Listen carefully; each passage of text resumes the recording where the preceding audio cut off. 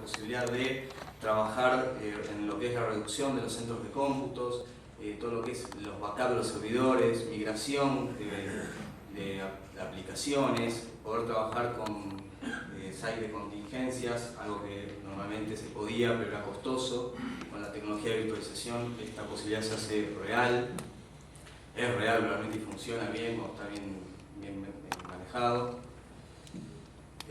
Bueno, obviamente desde el punto de vista de seguridad, lo que todos sabemos, o sea, nos permite justamente además de tener el BCP, el WP, trabajar para todo lo que es ambientes para, por ejemplo, pruebas de bugs, para lo que es parcheo, probar cuando sale la release de un service pack, un hotfix, poder probarlo en un ambiente de laboratorio y no solamente en entornos productivos o de testing, pero en equipos reales. Y se empiezan a dar, a medida que la tecnología de virtualización empieza a crecer un poquito, se empiezan a dar escenarios interesantes, cuando esta tecnología ya empieza a estar un poco más madura, a través de hypervisors ya conocidos como VMware SX, Microsoft con su Virtual Server Desktop y otras tecnologías que han salido. Hyper-V ahora, Hyper-V es un producto de Microsoft, me imagino todos lo conocen también, que está también ganando terreno rápidamente, sobre todo con la versión Service Pack 2 y los Virtual Machine Manager, es un producto que está creciendo mucho.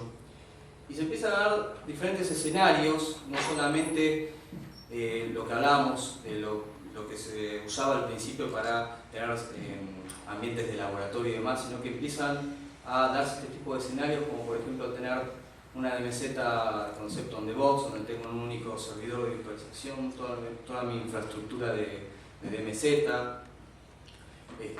o DMZ que están parcialmente colapsadas, a través donde yo puedo jugar con la red de servicios interna que tiene el hypervisor, todo lo que es la networking virtual, en conjunto con los dispositivos de networking real, donde puedo armar VLANs. Y realmente se empiezan a abaratar muchos costos, tienen sus ventajas y sus desventajas, obviamente. En algunos casos aumenta la complejidad, la administración, más allá de que bajan los costos. Muchas empresas migran a tecnología de virtualización, pero sin un adecuado plan de capacitación para sus empleados de TI, con lo cual obviamente ahí la complejidad para la administración toma un lugar importante. Lo mismo para otros escenarios que podemos ver, como todo lo que es sucursales, así como hablamos de tener DMZ on the box, sucursales en una caja, o centros de procesamiento parcialmente colapsados,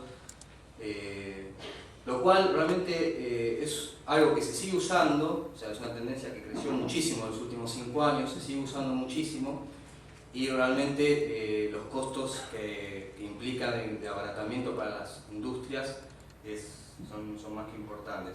Esto también empieza a influir en todo lo que hablamos. El título tiene un poco lo del cloud computing, que yo siempre digo que se viene hablando mucho del cloud computing, pero yo quería tocar un poquito esto porque en definitiva es un poco el corazón, ¿no?, de cuando hablamos de cloud computing. Si hablamos un poco de cloud computing más allá de los servicios hosteados en un determinado data center y los servicios que nos prestan a través de la tecnología de virtualización y demás, es conocer un poquito todos los escenarios que se vienen dando. O sea, esto es en realidad el cloud computing, a mi manera de verlo, es la evolución de todos estos escenarios que se vienen dando ya desde hace 5 años. Acá podemos ver algunos de los escenarios que mostramos, por ejemplo, sincronizar en una caja, con segmentación físicas y virtuales, segmentación a la red de management, bueno, la WAN, ¿no?, digamos, también. Acá tenemos otro escenario parecido, donde tenemos también, siempre no, el servidor de virtualización, las placas de red, tenemos lo que es la placa de red, los servicios de networking virtual que tienen todos los propios hypervisors, a través de sus appliances y sus productos, conectados a través de equipos de networking real, firewalls, switches, y la posibilidad real de segmentar todos estos entornos, ¿no?, que de hecho se deberían, es lo que estamos hablando, o lo que vamos a empezar a hablar ahora un poquito más en profundidad.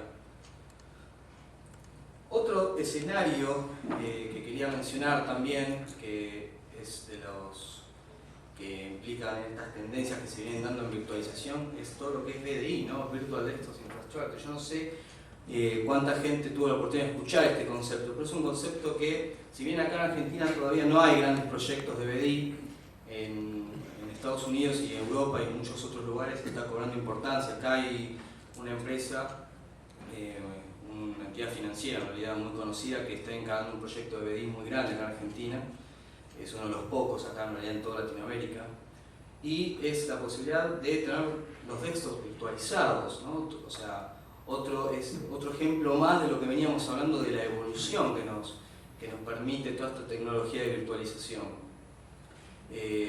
Las ventajas que tiene la posibilidad de tener un único punto de administración para todos los desktops de los usuarios, la posibilidad de tener una única plantilla o template para mis equipos desktop, o diferentes, ¿no? Digamos, de acuerdo al sector y uso que se le dé, donde el usuario en realidad no tiene interacción, no toca para nada el desktop, sus aplicaciones están en un servidor, su profile está en otro servidor, todo está redireccionado directamente a diferentes granjas de servidores que tenemos para diferentes cosas, y con lo cual, desde el punto de vista de seguridad, que es lo que nos atañe hoy, es realmente un maxi, ¿no? Un plus importante, porque, o sea, más allá de todas las implicancias que sí van relacionadas a la tecnología, a la seguridad que implica esta nueva tecnología, estamos sacando de lado, o sea, un montón de features de seguridad con los que normalmente todos estamos acostumbrados a bregar, sobre todo del lado del usuario, ¿no? Que siempre es el eslabón más débil de la cadena, y donde el usuario siempre, mal o bien, tiene información personal en su desktop, amén de las políticas que obviamente la compañía tenga, ¿no? Para corregir y privacidad de esa información. Acá, en los escenarios de BDI, el usuario realmente no manipula localmente en su PC la información personal de la compañía. La información siempre está en un servidor, obviamente tiene que estar segmentada y protegida con los derechos, los permisos a nivel de file system y los derechos administrativos correctos, pero la información siempre se procesa desde el servidor y se queda siempre el servidor. Nunca viaja, nunca está local en el equipo del usuario.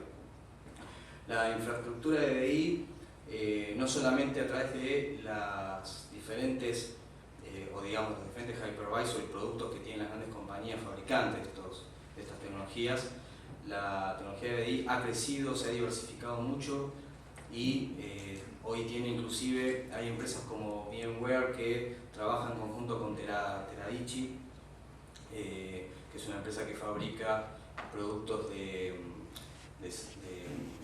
Thin Clients, que son equipos de tamaño muy reducido, que no tienen prácticamente, obviamente hay una línea de Thin Clients, es un mundo muy interesante para investigar. La realidad es que no tienen prácticamente nada, de hecho están catalogados o clasificados en algunos casos como Zero Client, que son los más nuevos, donde ni siquiera hay una memoria RAM, directamente hay una pequeña ROM en el dispositivo y nada más, con un procesador que tiene todos los seteos a nivel de protocolos que necesita tener el equipo para conectarse a los servidores de virtualización. Hay un protocolo nuevo que está cobrando mucha importancia en Estados Unidos a través de esta empresa, por ejemplo, que es PC over IP, que tiene implicancias de seguridad muy importantes. No trabaja como ICA o RDP, encripta las comunicaciones punto a punto de forma automática. La performance que tiene está calculada, los invito a ver los videos en YouTube y demás, que están las demostraciones. Yo he tenido la posibilidad de probarlo y realmente es increíble la performance del protocolo, desde un 400 a 500% más rápido que un RDP o un ICA.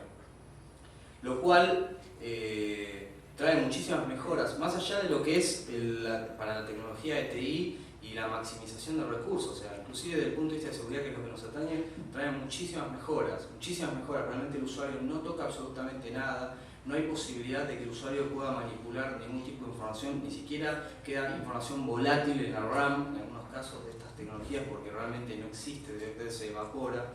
De hecho, para las tecnologías de BDI, para lo que es una infraestructura de BDI, los jugadores más grandes como VMware ofrecen un producto que se llama Connection Broker, donde se maneja la autenticación, amén de todo esto que estamos mencionando, cómo configuro yo la segmentación, la autenticación de los dispositivos, que ahora vamos a ver. el mismo proveedor me ofrece un producto que maneja los pools de imágenes. Yo puedo crear diferentes templates de imágenes de desktop, de acuerdo a mi sector, un sector de tecnología, un sector de desarrollo, contingencia y demás, y puedo crear pool de imágenes. El concepto sería un poco como el de HCP, donde yo pongo un rango IP, bueno, acá pongo un rango en base a una imagen, pongo un rango de imágenes que el cero client o el client IP cuando se conecta, automáticamente hace una petición, el connection broker le entrega un desktop disponible, una imagen que ya está trabajada con el software que necesita el usuario, llámese Office, StarOffice, antivirus corporativo y demás, le entrega el desktop al usuario, el usuario trabaja y cuando el usuario se desloguea, esa imagen automáticamente se autodestruye y se vuelve a generar en el pool. Con lo cual, realmente, sumado al hecho de que, como mencionábamos antes, la información en realidad no está nunca manipulada realmente por el usuario en su equipo, hace a lo que es la seguridad algo realmente muy, pero muy importante, mejora mucho los estándares. Bueno, esto es un poco de lo que veníamos hablando, los diferentes escenarios de BDI. Menciono mucho BDI porque realmente es una tecnología muy interesante, es muy, si bien va de la mano de la virtualización, pero es muy nueva, realmente vale la pena investigarla. Bueno, los escenarios y los jugadores son varios, podemos tener proyectos de BDI a través de conexiones por RDP con Citrix y protocolo Zika, podemos tener escenarios de virtualización completa del desktop, trabajando con cero clients o sin clients directamente de hardware, trabajando con PC over IP. Y vamos a hablar un poquito, de la mano de todo esto que venimos mencionando, vamos a hablar un poquito sobre lo que es un poco la seguridad del core de la infraestructura. Cuando hablo de la seguridad en el core, vamos a hablar un poquito de lo que es el hypervisor. Normalmente cuando, por lo menos al menos cuando yo veo en diferentes notas o cuando se habla un poquito en general de la seguridad en ambientes virtualizados, o se habla directamente desde el negocio, lo que es los SLA que se deben cumplir, los cuales son reales para los entornos de cloud computing y demás, o se habla de lo que deben cumplir a nivel de seguridad los equipos virtualizados. Pero no siempre se hace mucha mención a lo que es la seguridad del hypervisor, que en definitiva es el corazón de la tecnología de virtualización. Y esta tecnología de virtualización es sobre la que se montan muchísimos, realmente muchísimos servicios hoy, entre ellos todo lo que es la nube de servicios de cloud computing también. Entonces, algunos escenarios que suelen ocurrir con los hypervisors es no tener realmente una política de parcheo correcta. Muchos de ustedes, a lo mejor yo hablo de esto y me dicen, bueno, la realidad es que yo no logro que todavía que me pongan un WSUS y me parcheen los Windows y esto me está hablando de aplicar los parches al hypervisor. Bueno, sí, es una realidad. La realidad es que a veces parece mentira y parece increíble que todavía haya empresas que ni siquiera tienen políticas de parcheo para sus equipos de estos o servers comunes, pero los hay. La realidad es que los hypervisors deberían tener políticas muy estrictas de parcheo, igual que si fuera cualquier otro servidor del mundo Windows, Unix, Linux, lo que sea. Y la realidad es que el hypervisor es una porción de código, no deja de ser software. Software que corre sobre, obviamente, un equipo, un determinado hardware, pero es código. Y estos productos de código también sufren vulnerabilidades y también sufren constantemente actualizaciones por parte de los vendors y que normalmente no se las tiene en cuenta. Normalmente una empresa instala un producto, llámese Zen Hypervisor de sitio, llámese VMware, no importa, y dice, bueno, ya está, tengo el SX3i. Bueno, sí, pero ¿qué build? O sea, ¿qué versión tenés? ¿Cómo lo estás siguiendo?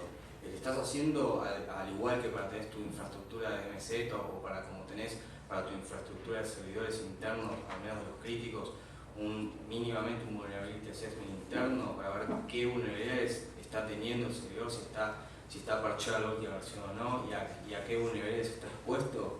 La verdad, no se lo ve mucho. No se lo ve mucho, y les puedo asegurar, hace poco estuve con un proveedor muy grande que da servicios de cloud y de otros servicios más, debido a que, bueno, justamente el lugar donde me desempeño está haciendo una migración y realmente les puedo asegurar que los SLA que nos ofrece el proveedor, o sea, son realmente paupérrimos. Está bien, uno va, el data center es divino, parece la NASA, pero los SLA y cómo trabajan para con sus equipos y para con lo que es la actualización de sus equipos, en realidad los equipos de uno en el gran porcentaje de los casos, es bastante paupérrimo. Entonces, muchas de las cosas que pasan es un hipotético caso, supongamos, no sé, una empresa de medicina prepaga, supongamos, más allá de nuestro ámbito local o internacional, que suelen ser empresas que tienen muchísimas sucursales, que trabajan con servicios federados, donde normalmente las diferentes áreas de TI que trabajan para esa compañía no siempre tienen, o sea, no siempre siguen los mismos estándares que deberían, no siempre las diferentes áreas de TI que envuelven a todos esos servicios federados trabajan de la misma manera. Entonces puede pasar, por ejemplo, algo como esto, donde por ejemplo un área de tecnología tiene un determinado hypervisor o dos hypervisors, dos servidores hypervisors, donde lo tienen con una determinada versión y en otro centro de cómputos lo tienen con una versión menor. Y esto realmente parece que no, pero es importante porque realmente existen vulnerabilidades. Al momento en que yo armé esta presentación, en Secunia es de los varios datos que hay, yo saqué solamente un resumen.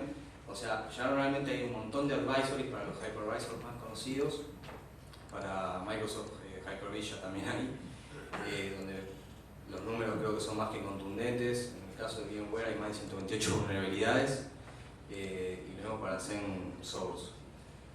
Con lo cual no son detalles menores, son realmente detalles que hay que tener en cuenta, y que un código de malware que pueda entrar a uno de estos hypervisors realmente me tira abajo todos los equipos virtuales que yo tengo, más allá de que sean virtuales, pero realmente me los tira abajo.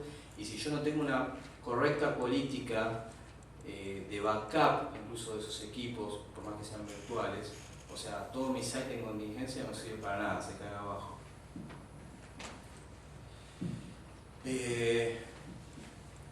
Normalmente suele pasar que no se tiene un equipo de virtualización trabajando en clúster. Normalmente he visto muchísimos escenarios donde se compra un chasis de Blade, por nombrar cualquier tipo de tecnología a nivel de hardware, y por ejemplo se comete un gravísimo error, como por ejemplo no tener un storage centralizado externo, donde directamente se corren los archivos de las virtuales directamente en el storage del mismo servidor, del mismo chasis.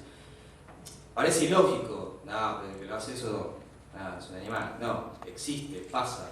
Debería haber un procedimiento, un estándar de configuración, debería haber un storage externo donde se guarden todos los equipos de las virtuales, y no en el equipo del hypervisor en sí mismo. Debería haber siempre, los servidores de hypervisor deberían tener los SX o cualquiera sea la tecnología que se use, trabajos en abundancia, en clúster, y tener al menos dos por cada sitio, o sea, tanto en el entorno productivo como en el entorno de contingencia. Cosas que no se suelen tener en cuenta es, lo vamos a ver en la parte de red, pero que el hypervisor no debería tener una IP propia. Esto es lo que mencionábamos antes, tener las diferentes redes de las virtuales segmentadas, es decir, segmentadas lógicas. Yo puedo tener un segmento, mi compañía supongamos está trabajando y migrando a tecnología BDI que mencionábamos antes. Yo entonces puedo tener un parque de servidores virtuales, puedo tener un parque de desktops virtuales y puedo tener un parque de sync clients también. Todas estas redes deberían estar segmentadas en forma lógica a través de VLANs y otras tecnologías de routeo, y no tener acceso entre ellas mismas. Solamente tienen que estar segmentadas y con acceso a la infraestructura pura y exclusivamente necesaria que necesitan. Las funciones segregadas de los administradores también es un tema importante. Quienes administran Hypervisor no deberían ser los mismos que quienes administran las virtuales en sí mismos, los servidores virtuales. Normalmente esto normalmente es parte de los procedimientos internos y del SLA que nos puede dar un proveedor de data center, pero debería existir, debería haber un workflow de trabajo sobre quienes solicitan un equipo virtual, desde lo que es la solicitud en sí misma, un grupo de management que autorice el cambio, el administrador que lo aplica. Normalmente esto, que a nivel de data center debería existir, normalmente no existe, y es importante que en los SLA que tenemos con estos proveedores exista. Bueno, esto es un poco el resumen de lo que veníamos hablando. Nada que ya no hayamos visto, pero bueno, que al menos existan dos servidores de hypervisor para contingencia, que trabajen en esquema de backup, activo-activo o activo-pasivo al menos, que trabajen con storage externo, quiénes van a administrar ese storage, con qué permisos, que la red de management que accede al hypervisor no sea la misma que accede a los pools de virtuales o a las redes de virtuales, sean segmentos sin clients o de desktop o de servidores. En este punto los accesos remotos, que hace un poco lo que es la temática en general, ¿no?, de la jornada de hoy, en realidad no escapa a todo lo que venimos hablando. En realidad, cuando hablamos de los accesos remotos que se tienen al centro de cómputos, es un poco todo esto que venimos hablando. ¿Cómo está segmentada la red? ¿Quién accede? O sea, lo básico, origen, destino, que haya procedimientos y registros realmente que se lleven sobre el solicitante que pide, ya sea a un ambiente virtualizado de testing o de QA o un entorno de desarrollo, o sea, que esté por procedimiento detallado, quiénes son las personas autorizadas. Eso tiene que estar también una buena práctica, estarlo documentado tanto a nivel de procedimiento como en el firewall, en las reglas del firewall, que cualquier producto comercial permite permite documentar las reglas, los workflows de las reglas. Bueno, los roles de administración, por lo que veníamos hablando.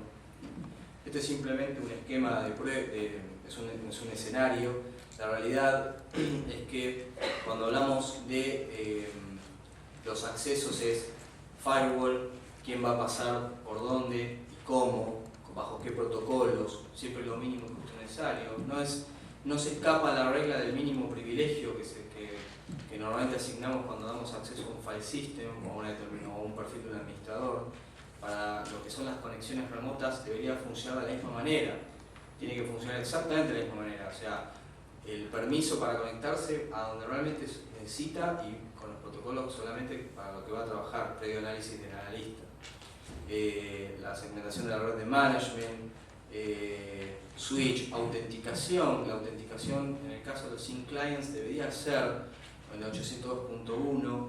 En su default, los switches, si lo permiten, tienen que estar a través de port security, al menos para los sync clients, no siempre para los desktop. En el caso de los desktop virtuales, por ejemplo con la infraestructura de BI que mencionábamos antes, en el caso de PC over IP no es necesario porque el protocolo en sí mismo encripta de punta a punta la comunicación, pero en el caso de Citrix o ICA no, hay que tener en cuenta que ante una implementación de este tipo hay que meter certificados SSL para proteger los endpoints de las comunicaciones. VLANs que no tengan comunicación entre sí, o sea, solamente que sea la segmentación lógica de los recursos y de los diferentes pools de redes virtuales que tengo. Y bueno, haciendo un breve resumen de todo lo que estamos hablando, acá sí vamos a mencionar un poco el tema de asegurar las máquinas virtuales. Obviamente, una recomendación nunca se pisa con otra. Si bien veníamos hablando de un poquito de lo que normalmente no se habla con respecto al hypervisor y todo lo que es el corazón de la tecnología de infraestructura de virtualización, no significa que a las virtuales en sí mismas sí hay que darles un procedimiento de seguridad igual que si fuera un equipo físico.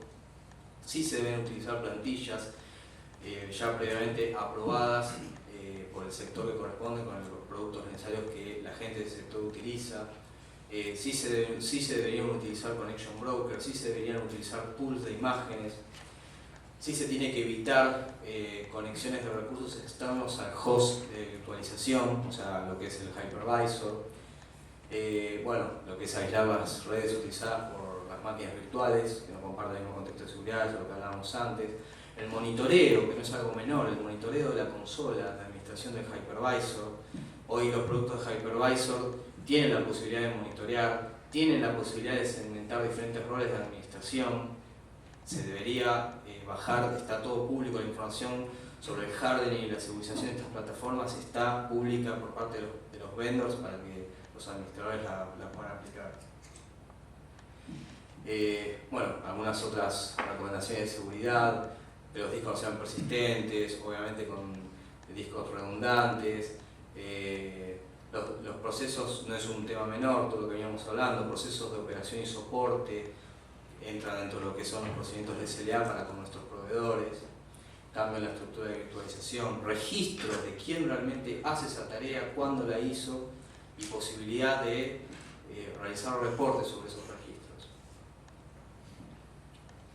A nivel de network, un poco lo que mencionabas, el tema de que se puede autenticar por Port Security a nivel de MAC-Address, que se puede autenticar por 802.1, la posibilidad de utilizar VLANs, la posibilidad de, no lo mencionábamos antes, la posibilidad en el caso de tecnologías de intersites, que se puede utilizar tecnología de Virtual Routing Forwarding a través de WANs, que sería lo mismo que una VLAN pero a nivel de capa 3. A nivel de desktop, bueno, un poco lo que veníamos hablando, full desktop lockdown, la posibilidad de aplicar a esos templates de seguridad que no dejan de ser equipos, incluso para un esquema de directorio, ya sea un LDAP, un Active Directory, políticas, las personas no sean administradoras de sus máquinas, que se pueda utilizar tecnología que hoy está gratuita y funciona muy bien para lo que es la no instalación de software como Software Restriction Policies de Microsoft o App Locker.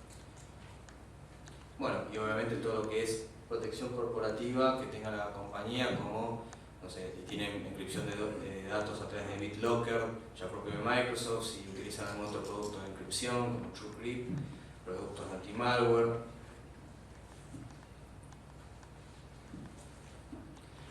Y un poquito, esto en realidad es un poco repetitivo, me gusta ser repetitivo, es un poco la evangelización que hacemos un poco siempre de este lado, ¿no? Y realmente espero de corazón no haberlos aburrido. ¿Alguna pregunta?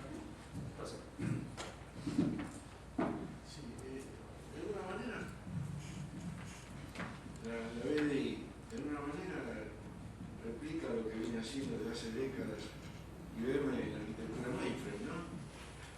De alguna manera sí. En realidad igual es diferente el concepto. El abanico que tiene hoy la infraestructura o la tecnología, en algún lado de BDI, es bastante grande. O sea, tenés mucha combinación de escenarios. Y el tema de los in-clients por hardware que se vienen desarrollando, empresas como te comentaba en la charla como Teradici y demás, son empresas que tienen convenios con vendors de hypervisors, particularmente con VMware, vienen empujando realmente muy fuerte en el mercado americano, se está utilizando mucho.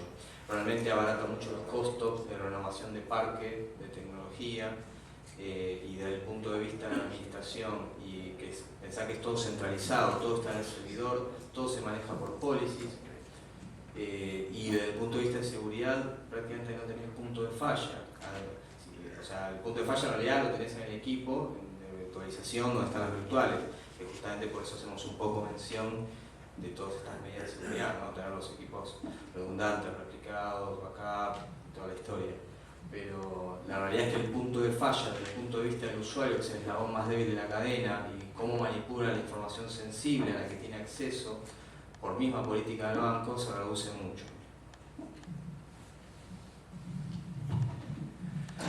Hay un médico por allá como si fuese. Con respecto a qué lineamientos le sugerirías a una empresa que quiere contratar servicios en la nube.